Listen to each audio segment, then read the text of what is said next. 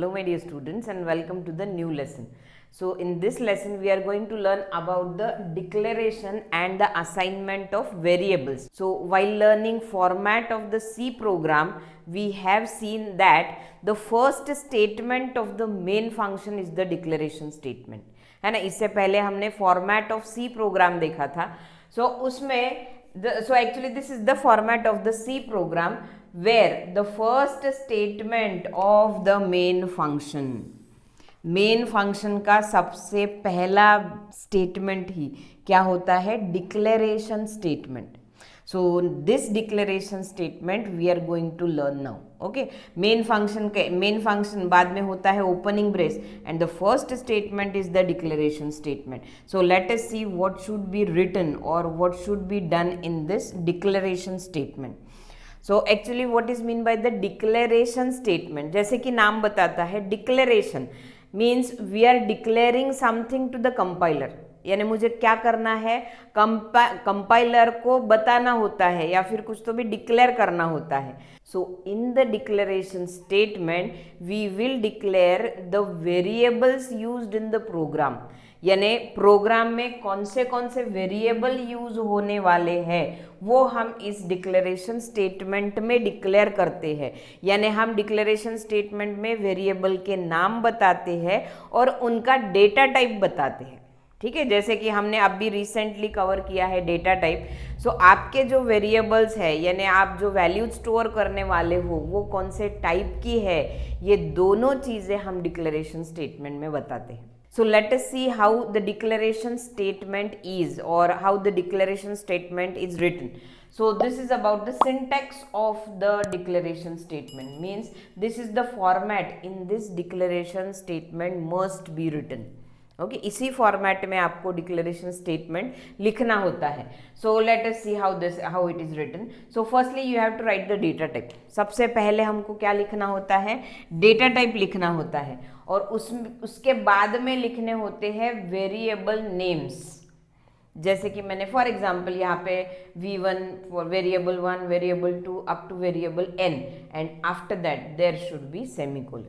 सो इस declaration statement में compiler को डिक्लेयर होगा या फिर हम कंपाइलर को डिक्लेयर कर रहे हैं कि these are my variables and they are of this data type.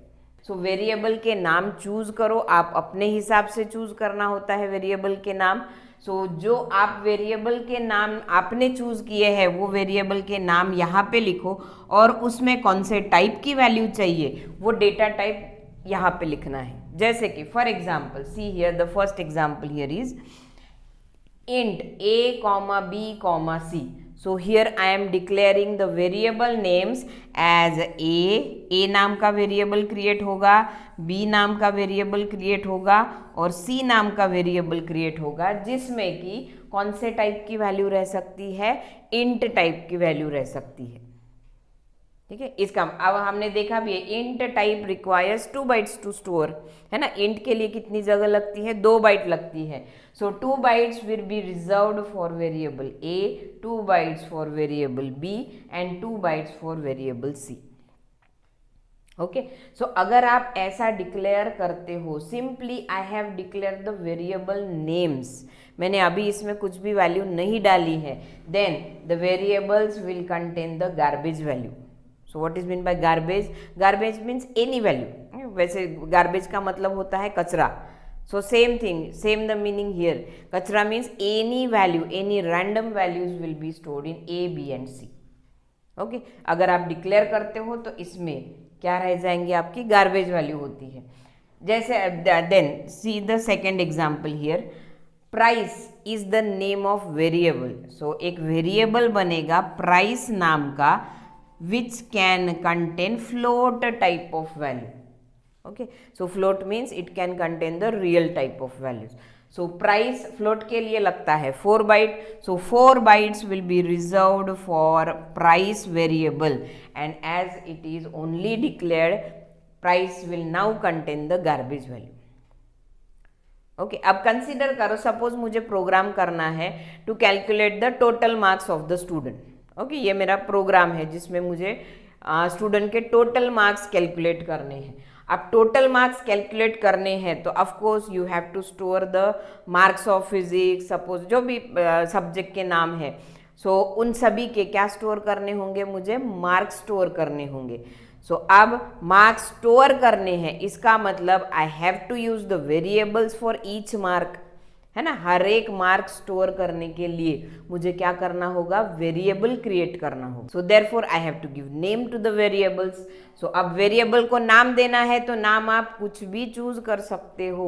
आप यहाँ पे M1, M2, M3, M4, M5 ऐसे भी नाम ले सकते हो, कुछ प्रॉब्लम नहीं है। Compiler will not tell you anything or compiler will not be having any problem, but problem is with you only. Okay, मुझे ही नहीं पता चलेगा मैं M1 में कौन से मार्क्स है, M2 में किसके मार्क्स है, M3 में कौन से सब्जेक्ट के मार्क्स है, M4 में कौन से सब्जेक्ट के मार्क्स है। सो इसके अलावा instead of writing the names as M1, M2, M3, I will write the variables with the subject name, है ना। मैं नाम कौन से दे दूंगी, सब्जेक्ट के नाम से ही नाम दे दूंगी। फिजिक्स के मार्क्स स्टोर करने हैं तो I will use the variable as PHY। Chemistry के मार्क्स स्टोर करने हैं तो I will use the variable as chem. Then suppose I want to store the marks of mathematics, I will use the variable as math, है। नाम कुछ भी दे सकते हो, लेकिन हमेशा नाम, वेरिएबल के जो नाम है वो यूजर फ्रेंडली नाम देना है। So these are the variable names. Suppose एक टोटल भी है, टोटल निकालनी है तो स्टोर करने के लिए मैंने वेरिएबल और टोटल नाम की भी वेरिएबल दे दिया, टोटल नाम का variable. Okay, suppose I require these variables. Okay, मुझे क्या करने हैं, टोटल निकालने के लिए इन सब चीज़ों की ज़रूरत लगने वाली है, इन सब वेरिएबल्स की ज़रूरत लगने वाली है। So I will write the names of the variable separated by comma, and before this I have to write the data type.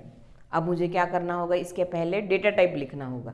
So data type आप कुछ भी चूज कर सकते हो। इंटीजर, ऑफ कोर्स इंटीजर ही है, जो सपोज मेरे marks जो है वो इंटीजर है तो आई can use the integer data type. अब इंटीजर में भी शॉर्ट इंट करना है, लॉन्ग इंट करना है, या फिर इंट करना है, उसमें भी साइंड है, अनसाइंड है, ये सब आप स्पेसिफाई कर सकते हो हियर। सो सपोज मेरे मार्क्स क्या है, पॉजिटिव ही है और इंटीजर है, ठीक है। सो इंटीजर है, so I can use here unsigned int, unsigned int, and lastly there should be semicolon. Okay, so data type हमने सब यानी अब इसके पहले हमने सभी डेटा टाइप्स देखे हैं, उसमें से आपको जो सूटेबल लगता है वो डेटा टाइप आप लिख सकते हो, ठीक है। मैंने सिंपली इंट भी लिख दिया तो कोई प्रॉब्लम नहीं। सो इंट यानी मुझे पता है इंट मीन्स क्या होगा, साइंड इंट, तो पॉजिटिव नेगेटिव दोनों वैल्यू स्टोर हो सकती है, कुछ प्रॉब्लम नहीं, चलेगा। सो लेकिन पॉजिटिव मुझे मैंने फोर्सफुली बताना है कि पॉजिटिव, तो मैं क्या यूज कर सकती हूँ, अनसाइंड इंट यूज कर सकती हूँ। और you can also use unsigned short int.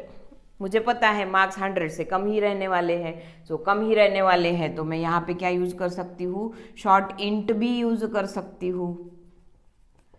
So it depends on you, आप पे डिपेंड करता है कि मुझे वेरिएबल के नाम क्या चाहिए और उसका डेटा टाइप क्या चाहिए। ओके, हर एक जो पर्सन, हर एक जो स्टूडेंट प्रोग्राम करेगा, उन हर एक का डिक्लेरेशन अलग अलग हो सकता है। अब सपोज मुझे नीट के मार्क्स स्टोर करने हैं, अब नीट के मार्क्स यानी फ्लोट टाइप ऑफ वैल्यू है, उसमें भी उसका प्रिसीजन इतना बड़ा होता है कि मुझे क्या लेना पड़ेगा, फिर उसमें डबल डेटा टाइप यूज करना होगा, ठीक है। सो जैसे कि नीट के मार्क्स है, नीट के मार्क्स स्टोर करने हैं, so I will use the data type as double. Data type कौन सा यूज करूंगी मैं, डबल। और उसके मार्क्स स्टोर करना है डायरेक्टली, जो परसेंटाइल है, परसेंटाइल स्टोर करना है, तो I will use the variable as percentile. Okay, variable का नाम कितना भी बड़ा हो सकता है, कुछ प्रॉब्लम नहीं। सो लेकिन देखना है कि 8 कैरेक्टर्स तक आपका नाम हो जाए। ओके, सो अदरवाइज कुछ प्रॉब्लम नहीं है, नाम बड़ा हो सकता है। So percentile will be variable which can store value of double data. मुझे वेट स्टोर करना है, मुझे हाइट स्टोर करना है। अब weight and height both are the float type of values, so therefore I will declare it as a float weight comma height। अब ऐसा नहीं है वेरिएबल यही लेना है, शॉर्ट में भी ले सकते हो। Suppose I write float weight WT चलेगा। वेरिएबल नेम आपको ही देने हैं और उसका डेटा टाइप भी आपको ही डिसाइड करना है। Suppose I want to store the gender, मुझे क्या स्टोर करना है, सपोज जेंडर स्टोर करना है। So gender can be M और F, M for suppose male, F for female. अब जेंडर स्टोर करना है तो एक ही कैरेक्टर स्टोर करना है, then I can use a character data type. Character भी हमने पढ़ा है, so char data type can store only a single character. So char और वेरिएबल का नाम कुछ भी डिसाइड करो, सपोज मैंने नाम वैसा ही दे दिया gender. So here gender will be the variable which can store the char type of value. That means it can store only a single character. Okay. So this is how variables are declared in this declaration statement. Okay. सबसे पहले main function के opening brace के बाद में सबसे पहला statement आपका यही होता है। जो आपको प्रोग्राम में वेरिएबल्स की ज़रूरत है, जो आपको वैल्यूज़ यहाँ पे स्टोर करनी है, वो वैल्यूज़ के नाम, दैट मीन्स वेरिएबल के नाम और उनका डेटा टाइप किस में लिखना होता है, मुझे डिक्लेरेशन स्टेटमेंट में लिखना होता है। So it is not compulsory that there is only a single declaration statement, एक ही डिक्लेरेशन स्टेटमेंट होना चाहिए, ऐसे भी नहीं।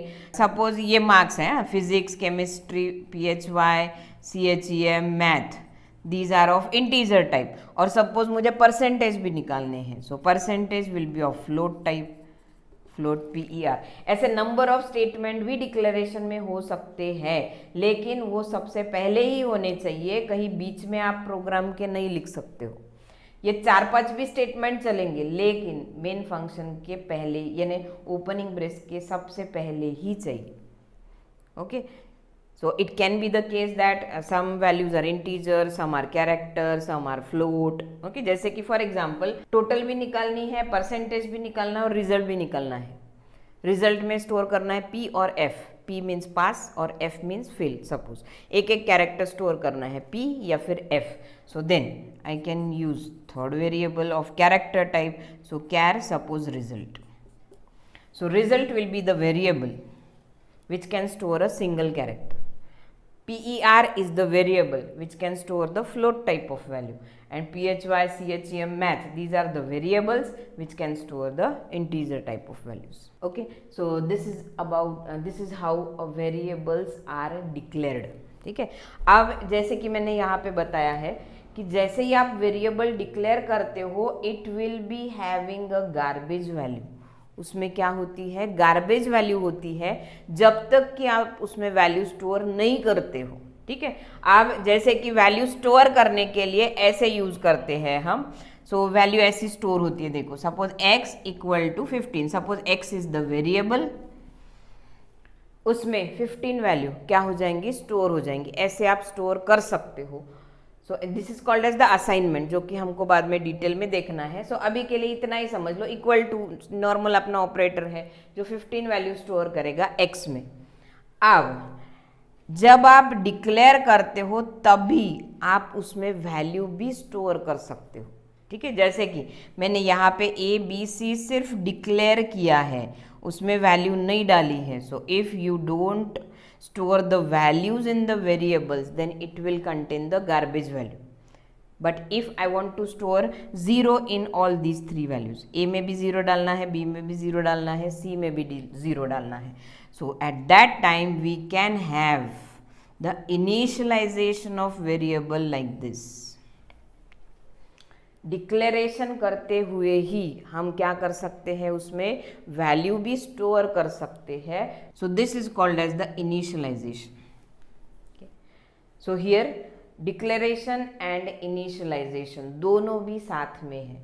डिक्लेयर भी कर दिया है मैंने, ए इंटीजर है और साथ में उसमें वैल्यू भी डाल दी है। वैल्यू स्टोर करना means we are initializing the value to the variable. Initialization means storing some initial value to the variable. Okay, बाद में वो वैल्यू चेंज होंगी, ऑफ कोर्स पूरे प्रोग्राम में बाद में मुझे क्या करना है, वो वैल्यू चेंज करनी है। लेकिन instead of storing a garbage value, I want to store some initial value to the variable, then I have to use the initialization, and this is called as the initialization. A equal to 0, B equal to 0, this is called initialization. So I have also declared the variable and at the same time I have initialized the variables. So similarly suppose float price equal to, suppose मुझे 100.0 store करना है initially. So price declare होगा, price नाम का variable तैयार होगा और इसमें वैल्यू कौन सी स्टोर होंगी आपकी 100.0. Similarly suppose this char gender, gender में मुझे क्या करना है, इनिशियली वैल्यू स्टोर करनी है suppose F. So char gender equal to, अब कैरेक्टर है तो character must be written in single quote marks, है ना, हमने देखा है single character must be written in single quote marks. So therefore we have to write char gender equal to in single quote suppose there is F. So एक gender नाम का variable create होगा, कैर है इसका मतलब सिर्फ एक ही बाइट लगेगा स्टोर करने के लिए और इसमें क्या स्टोर हो जाएगा आपका value F. So this is how we can declare and we can initialize value to the variables. So this is all for now. In the next lesson we will be coming up with new learnings. Thank you.